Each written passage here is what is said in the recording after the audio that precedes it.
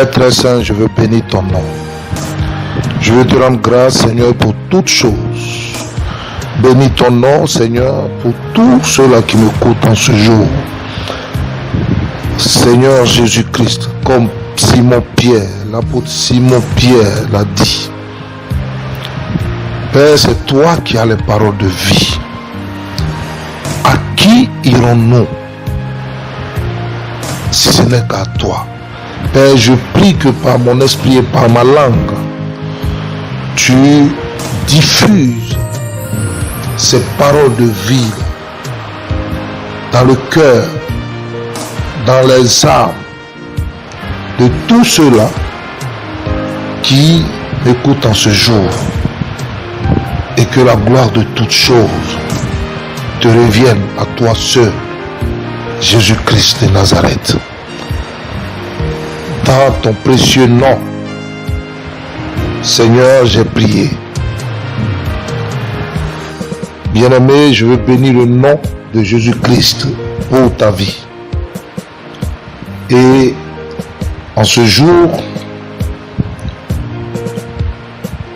je viens pour achever la deuxième partie, la première partie du moins, de l'enseignement qui avait pour thème comment perdre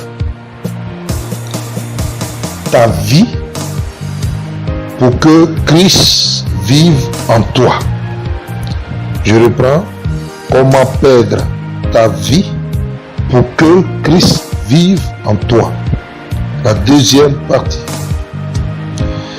Et nous commençons par le dépouillement. Se dépouiller ou faire mourir le vieil homme en toi. Comme le dit Éphésiens, chapitre 4, verset 22, si du moins vous l'avez entendu, et si conformément à la vérité qui est en Jésus, c'est en lui que vous avez été instruits à vous dépouiller, eu égard à votre vie passée, du vieil homme qui se corrompt par la convoitise trompeuse. Bien-aimé, ton vieil homme correspond à tous les mauvais aspects de ta personnalité. Je répète, ton vieil homme correspond à tous les mauvais aspects de ta personnalité qui se sont développés à cause de l'impact de ta désobéissance à la voix de Dieu et du péché sur ton âme. Ton vieil homme est attaché aux choses de la terre, prisonnier de ses passions. Tu es prisonnier des passions de ton vieil homme. Ton vieil homme est l'héritage que le diable t'a légué par Adam. Amen. Bien qu'il soit le plus grand obstacle à ton salut, tu as beaucoup de mal à t'en séparer. N'est-ce pas? Oui. Et c'est là le challenge. Mais il est plus facile de chasser une légion de démons. Comme si c'est en chassant les démons qu'on parvient à la sanctification ou que on arrive à posséder le royaume de Dieu. Je répète, il est plus facile de chasser les démons. Amen. Que de changer un seul trait du caractère d'une personne. Et si tu veux bien de ton caractère, on pourra chasser le nombre de démons dans ta vie. Mais ton caractère qui est issu de ton vieil homme s'oppose à ta croissance spirituelle, s'oppose à ton éternité. Tu es braqué sur les démons, toujours en train de prier pour chasser les démons. Tu te balades, tu cherches à ta délivrance d'après toi. Mais dis-moi, est-ce que c'est la délivrance qui accorde la vie éternelle? Est-ce que c'est en chassant les démons là que la vie éternelle t'est accordée? Bien-aimé, fais mourir ton vieil homme doit être une œuvre acharnée. Oui, une œuvre acharnée et de longue haleine. Cela peut prendre de nombreuses années. Je connais des gens, en même temps qu'ils ont dit Jésus dans leur bouche, ils disent qu'ils sont une nouvelle créature. Ah, hélas. Mais nous lisons dans la Bible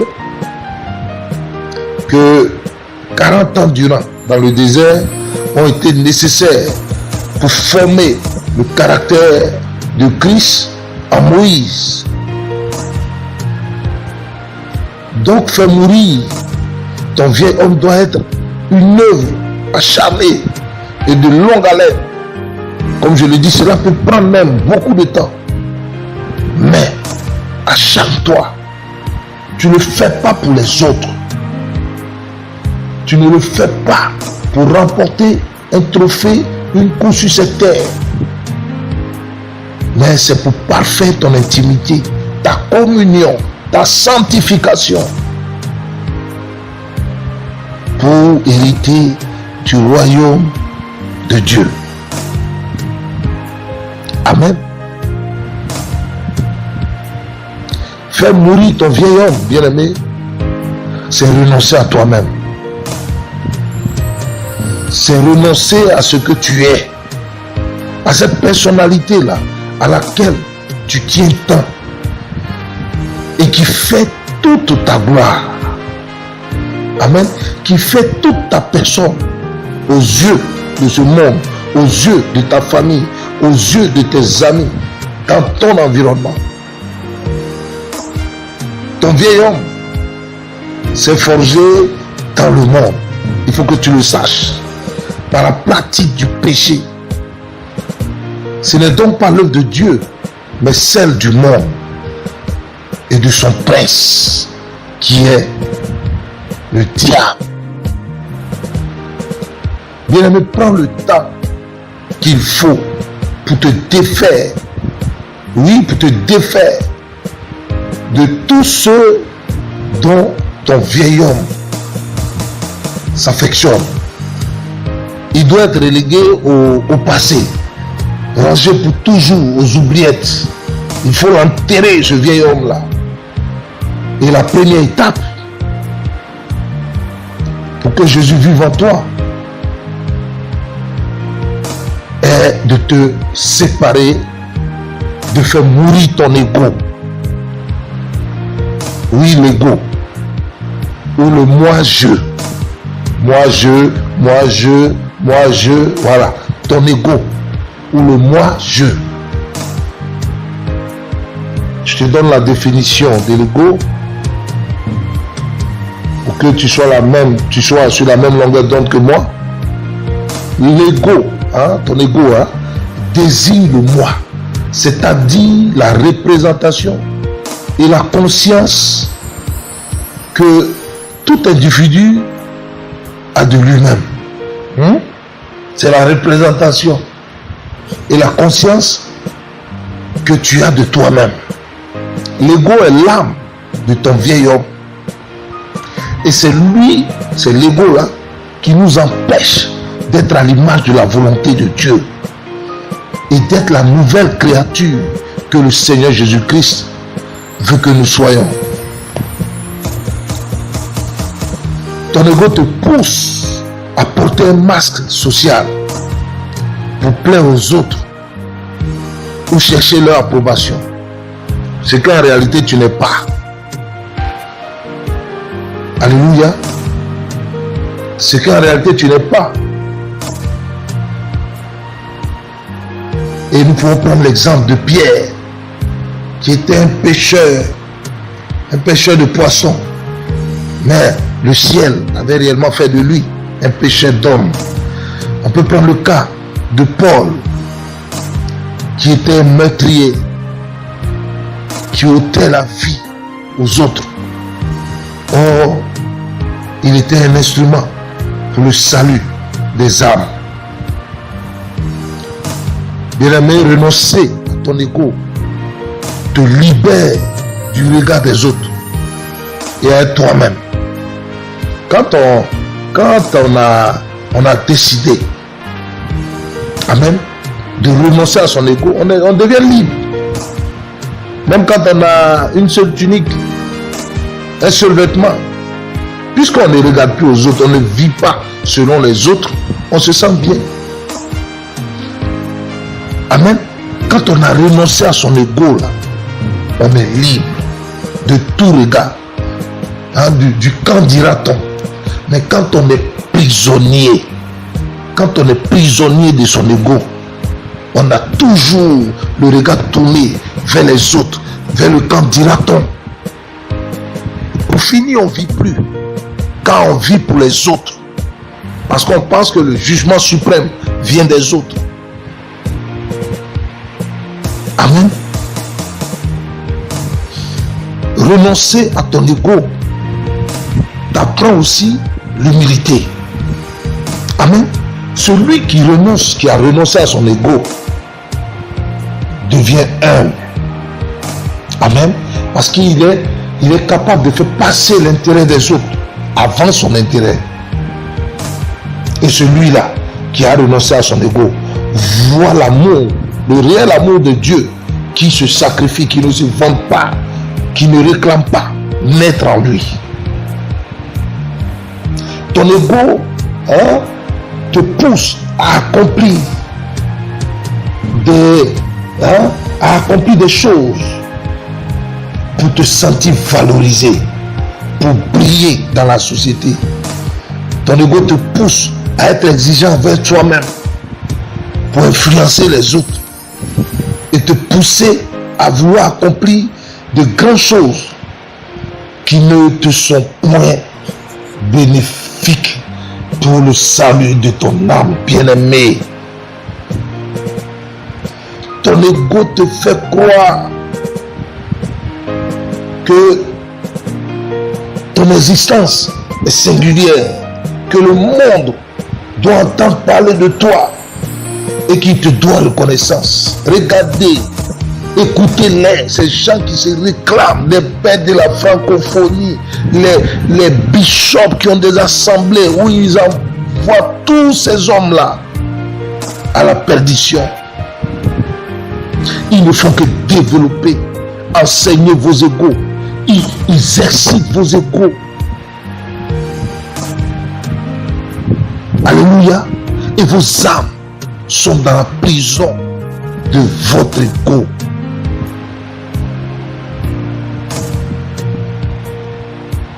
Amen.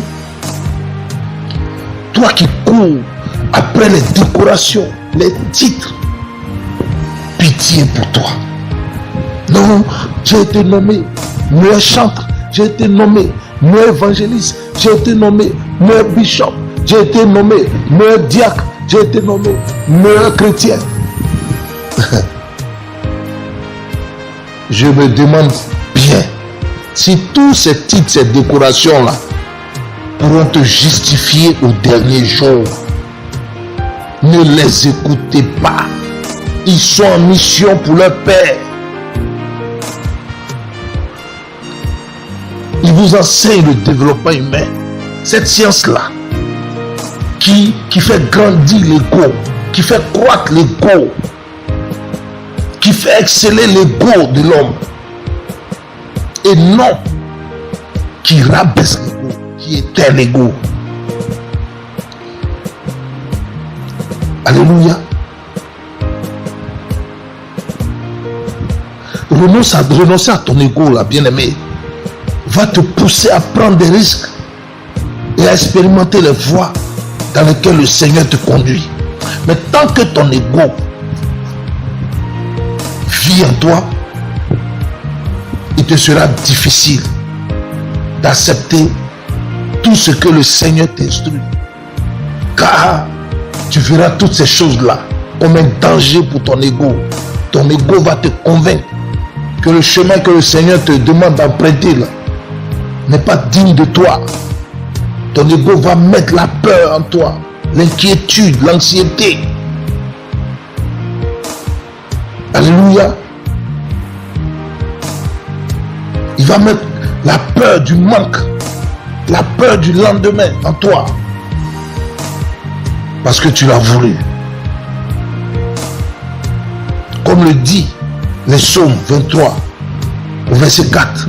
Même quand je marche dans la vallée de l'ombre de la mort, je ne crains aucun mal, car tu es avec moi. Ta conduite est mon appui. Voilà ce qui me réconforte. Mais pour que un enfant de Dieu puisse dire cela, il faut qu'il ait renoncé réellement à son ego. Il faut qu'il fasse mourir son ego.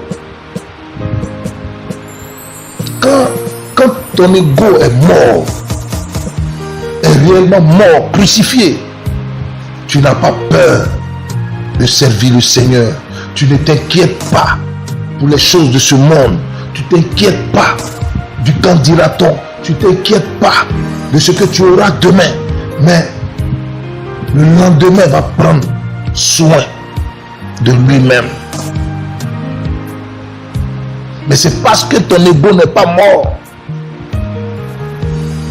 Tu n'as pas encore crucifié ton ego. Voici pourquoi cette soif de posséder, cette soif-là, de paraître, de faire croire aux autres ce que tu n'es pas, t'anime jour et nuit. Tes prières sont dirigées. Ouais, Seigneur, montre-moi ta gloire.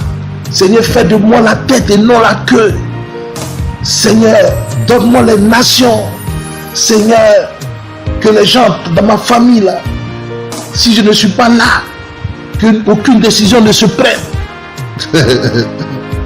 Pitié pour toi. Pitié pour ton âme. Jésus t'aime. Viens à l'évangile qui rachète l'âme et qui donne la vie éternelle. Amen. Nous prenons le deuxième point où il faut encore renoncer après son ego, après ton ego. Il faut renoncer à tes passions. Ah, les passions. Que les passions nous perdent. La convoitise est liée aux choses de la terre, bien-aimé. La convoitise est liée à l'amour du monde et ses plaisirs charnels et superficiels. Est-ce un péché de se faire plaisir? De manière absolue, je répondrai non. Toutefois, lorsque la quête du plaisir surpasse la quête de Dieu, on retombe dans l'esclavage de la chair. Et même, que pourrais-je dire, les désirs les plus légitimes basculent dans la convoitise. Or, une personne esclave de ses passions ne pourra jamais trouver la paix. Amen. Car la chair n'est jamais rassasiée. Regarde autour de toi. Ceux qui ont l'argent, ceux qui sont riches, qui se sont amassés les trésors de cette terre, ne cessent point de continuer à croître leur richesse. Rentre en toi-même. L'évangile qui sauve l'âme n'est plus prêché Fais attention à ce que tu écoutes. Un évangile, un enseignement qui tend à développer ton ego, à faire croître ton ego. Fais attention. Fais attention. Et c'est ainsi que une simple passion peut se transformer en un piège. Oui. Une simple passion peut se transformer en un piège. Tu ne peux donc pas dire que tu as renoncé à toi-même si tu es dominé par tes passions. Et c'est ce qui arrive aujourd'hui. Tes passions te dominent. Amen. Tes passions de Facebook te dominent. Tes passions d'Internet te dominent. Bien-aimés, prenons le livre de Jacques, chapitre 4, du verset 1 au verset 4. Jacques, chapitre 4, du verset 1 au verset 4. Je lis la parole de Dieu. D'où viennent les luttes et d'où viennent les querelles parmi vous? N'est-ce pas vos passions qui combattent dans vos membres? Oui, tes passions. Vous convoitez et vous ne possédez pas.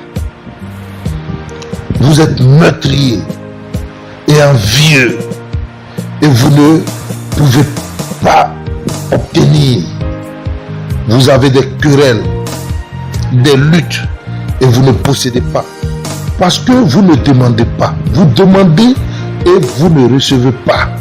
Parce que vous demandez mal, dans le but de satisfaire vos passions, adultères que vous êtes. Ne savez-vous pas que l'amour du monde est inimitié contre Dieu? Celui donc qui veut être ami du monde se rend ennemi de Dieu. Et bien aimé, sur ce point-là, je voudrais dire que l'ego, notre ego, est celui-là même qui est l'ami du monde. Et il a du mal à se séparer de cette amitié-là. Amen. Donc, les passions, nos passions, tes passions-là, sont pour toi un obstacle.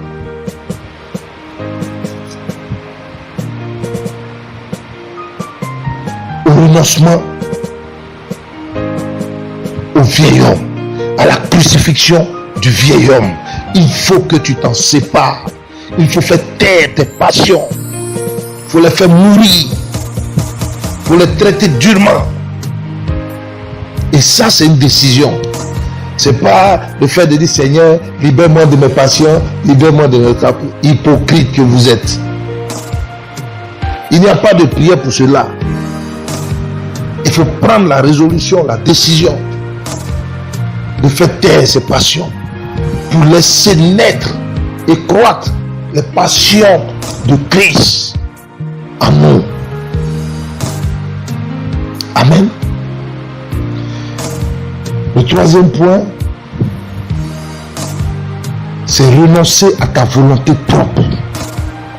Voici là où il y a le bas blesse. Cette expression ne signifie pas ta démission de ta responsabilité, de tes responsabilités. Non, loin de là. Mais au contraire, un choix légitime de rechercher en toutes circonstances quelle est la volonté de Dieu. Le Dieu que tu prétends servir, le Dieu que tu prétends adorer là. Il faut lui laisser cette place-là, de décider à ta place. Amen. Donc, il faut le rechercher en toutes circonstances afin qu'il révèle sa volonté et que nous puissions communier, communier pleinement avec lui de tout notre âme, de tout notre être et de tout notre cœur, d'un acte d'adoration et de reconnaissance, bien-aimés. Alléluia. La volonté propre n'est autre que le désir d'affirmer comme maître, amen, de toi-même. Le fait d'affirmer uniquement tes désirs et que tu sois maître de toi-même, c'est de ça que je parle. C'est cette volonté-là que le Seigneur reprouve, que l'Esprit de Dieu ne supporte pas.